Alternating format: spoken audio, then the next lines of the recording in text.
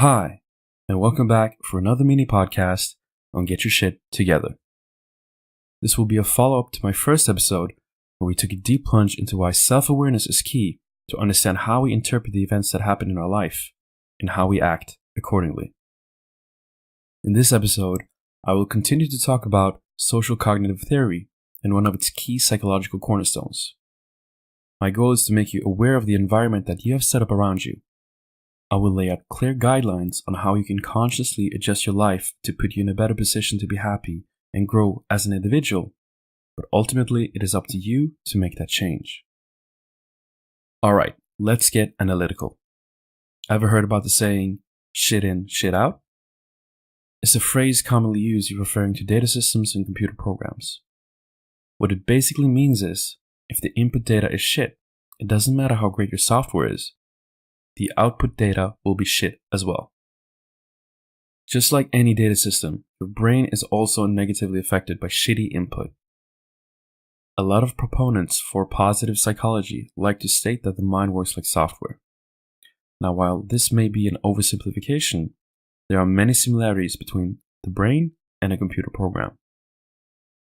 Using this analogy, let's say that your brain's subconscious runs on many different machine learning algorithms. This is a slight digression, but bear with me. For those of you who don't know how a machine learning algorithm works, it's really not that complicated. Algorithms are logical, methodical, step-by-step procedures that guarantees a certain result or solution. It's like a kitchen recipe that guarantees a certain quality of a specific dish. In order to make our algorithms better and thus give us a better result, we use training data to iterate and fine-tune our procedure. You can almost always make the recipe a little bit better, and the quality of your training data determines the quality of your algorithm.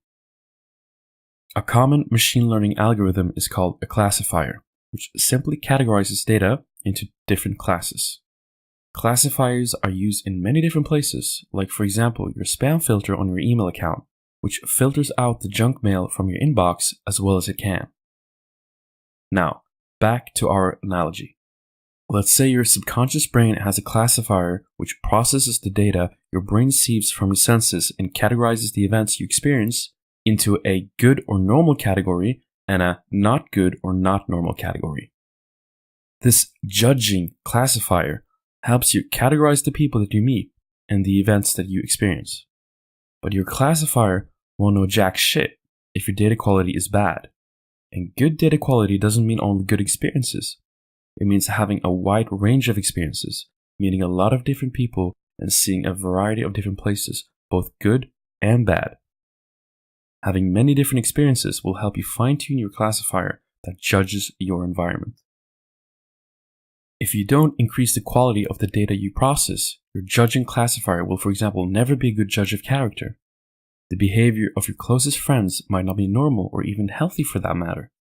They could have bad habits and toxic mindsets, but you wouldn't have any idea because you've always been stuck in the same environment and your brain will think that their behavior is completely normal.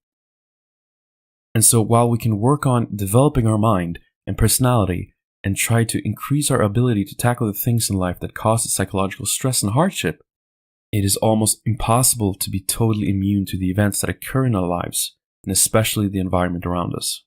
Why? Because it is in our social mammal nature. In the late 1980s, a group of Italian neuroscientists placed electrodes in macaque monkeys' frontal cortexes to study the brain cells that control motor skills such as hand movements.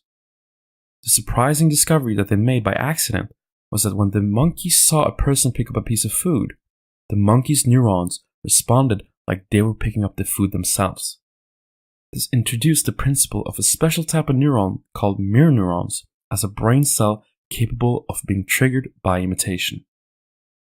We still know fairly little about these fascinating brain cells, but the majority of research strongly indicates that mirror neurons is a mechanism in the brain for both learning and empathizing in social situations. Mirror neurons create a neural map of what we observe that allows us to see the intention beneath the behavior, and that's how we create the capacity as humans to imitate behavior. It is also how we can connect so deeply with other people, just by watching them. Mirror neurons show that there is a strong connection between observation, imitation, and learning, and it is how the brain can learn behaviors subconsciously. Humans are by nature a social animal, and mirror neurons is a fundamental part of how we socialize.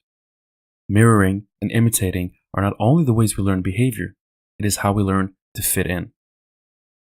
Observational social learning starts when we're only 6 months old, and it has a huge impact on us as we grow up. It is why children imitate the behavior of their parents, or why you imitate the behavior of your closest friends and role models. Positive, supportive, and loving models prompt similar behavior in others, while negative, aggressive modeling can spark antisocial effects. Which brings me back to my earlier point. Shit in, shit out. If your environment mostly contains shitty things, it will form you. If you hang out with shitty friends, if you watch shitty TV, if you work at a shitty job, if you live in a shitty place, you will pick up shitty tendencies subconsciously. You will become your environment, and it will break all that is good within you. Mirror neurons is a powerful lesson on who you spend your time with and how you choose to act.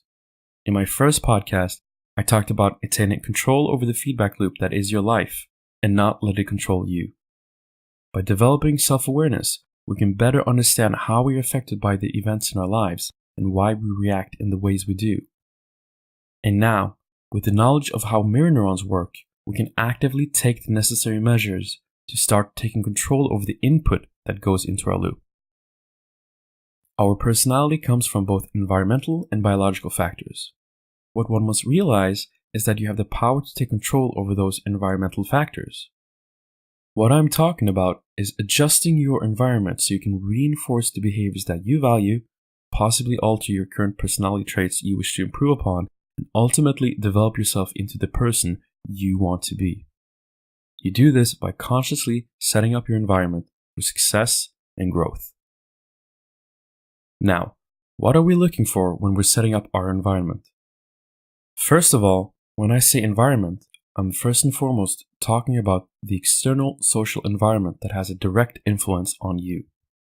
This includes socializing with friends, family, people from school, teachers, coaches, co-workers, bosses, or consuming content from social media, books, TV, movies, podcasts, advertising. Everyone and everything you interact with is part of your environment. Secondly, to be able to find what type of setup you specifically should be looking for, you need to work on being able to differentiate between the things you should allow to be part of your life and the things you should just completely shut out. This implies that you work on increasing the quality of your data, traveling and exploring, trying new experiences and meeting new people, but also watching, reading, and listening to a variety of different things while pushing empathy. Ask yourself, why are people interacting with this content, and is this something for me? This will improve that judging classifier of yours and help you figure out what type of environment that resonates with you. At the end of the day, it is up to you to pick out the values that you wish to aim for. There are, however, 2 factors that have a major impact on your happiness: surrounding yourself with positivity and cutting out negativity. Start to really pay attention to your environment. How does it actually make you feel? I want you to pick up your phone and take a hard look at your Instagram feed. Do you get motivated and inspired by the people you follow? Or do you feel envious and unsuccessful? Not only do these emotions make you feel bad, exposure to negative thinking or things that prompt negative thinking drain your mental energy by increasing your cortisol levels. Over time, this leads to chronic stress and a myriad of other health deficiencies. Jealousy, bigotry, and maybe most of all, victim mentality are just toxic mindsets you need to cut out. That is why, if you do have toxic people in your life and you know it, you have to start spending less time with them. I know it can be hard to cut out friends, or maybe even family members, but it is important for your own health and happiness that you reduce your exposure to their negativity. Moderating the input from your social media is probably the easiest way to start, and if it doesn't give you any sort of value, just click that unfollow button. On the flip side, the sheer impact of setting up your environment around positivity can be life-changing. I've personally had the experience of witnessing how a supporting and loving environment can transform an individual to a completely new person. If you notice that some of your friends have more of the traits that you want, start hanging out more with them. Interact with people and social media accounts that are happy, positive, open-minded, driven, and ambitious. People like Gary Vee, Joe Rogan, or Sam Harris. Just some general examples, but this is the type of content you should be following on social media.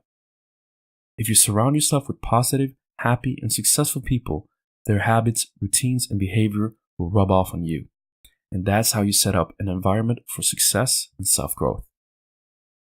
By and large, you are the average of all the people that surround you, and it is all because of the mechanism of our mirror neurons. So please make sure that the things that are part of your everyday life have a tremendous value for you. That's it for me today. Thank you for listening. I hope you like this podcast. Please like, share, and subscribe. And until next time, get your shit together.